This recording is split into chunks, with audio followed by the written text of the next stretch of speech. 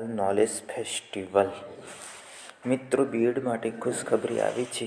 નવી દિલ્હી 10 ફેબ્રુઆરી national council offering teacher education NCTE એક વર્ષના બીએડ અને એમએડ પ્રોગ્રામને ફરીથી શરૂ કરવા જઈ રહી છે, જે લગભગ એક દાયકા પહેલાં તેમની અવધિને 2 વર્ષની કર્યા પછી ફરી આ ફેરફાર કરવામાં આવી રહ્યો છે. આ ફેરફાર નવા ડ્રાફ્ટ રેગ્યુલેશનનો એક ભાગ છે, જે 2026-27થી અમલમાં આવશે, જે ફરી એકવાર લાયક ઉમેદવારો માટે શિક્ષણ કારકિર્દીનો શોર્ટકટ પ્રદાન કરશે. NCTEની જનરલ બોડીની બેઠકમાં ડ્રાફ્ટ રેગ્યુલેશન્સ 2025ને મંજૂરી આપવામાં આવી હતી અને તેને પ્રતિસાદ મેળવવા માટે ટૂંક સમયમાં જાહેર કરવામાં આવશે.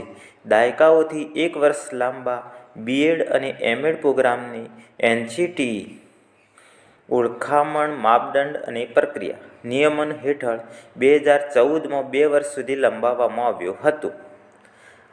2015માં સંસદમાં એક પ્રશ્નના જવાબમાં તત્કાલીન માનવ સંસાધન વિકાસ મંત્રી સ્મૃતિ ઈરાનીએ કહ્યું હતું કે 2014ના નિયમો હેઠળ બીએડ, યોગ શિક્ષણ અને લિંગ અભ્યાસ સહિતના નવા મોડ્યુલો સાથે કાર્યક્રમમાં સુધારો કરવામાં આવ્યો હતો અને 20 અઠવાડિયાની ઇન્ટર્નશીપ રજૂ કરવામાં આવી હતી. તેની ગુણવત્તા સુધારવા માટે બીએડ પ્રોગ્રામનો સમયગાળો તેને વધુ વ્યાવસાયિક અને સખત શિક્ષણ કાર્યક્રમ બનાવવા માટે લંબાવવામાં આવ્યો છે. મિત્રો, આ ચેનલને સબસ્ક્રાઈબ, લાઈક અને શેર કરવાનું ભૂલતા નહીં. શિક્ષક શિક્ષણ માટેના ધોરણો નિર્ધારિત કરવાના આ નિયમો ત્યારથી સુધર્યા નથી. જો કે, 1 વર્ષના બીએડ અને એમએડ કાર્યક્રમો ફરી શરૂ કરવાનો અર્થ એ નથી કે 2 વર્ષના કાર્યક્રમો નાબૂદ કરવામાં આવી રહ્યા છે.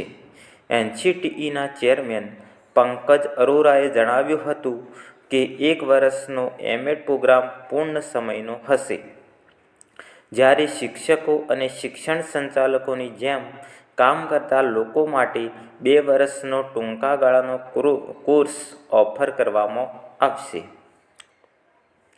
ડ્રાફ્ટ નિયમો મુજબ 1 વર્ષનું બીએડ જેઓ 4 વર્ષની સ્નાતક ડિગ્રી અથવા અનુસ્નાતક પૂર્ણ કરે છે તે જ આ પ્રોગ્રામ માટે પાત્ર હશે. અરોરાએ જણાવ્યું હતું કે તે 3 વર્ષનું ગ્રેજ્યુએશન કર્યું હોય તેવા વિદ્યાર્થીઓ માટે ઉપલબ્ધ રહેશે નહીં અને આવા વિદ્યાર્થીઓ માટે 2 વર્ષનો બીએડ કાર્યક્રમ ચાલુ રહેશે. Please like, subscribe and share.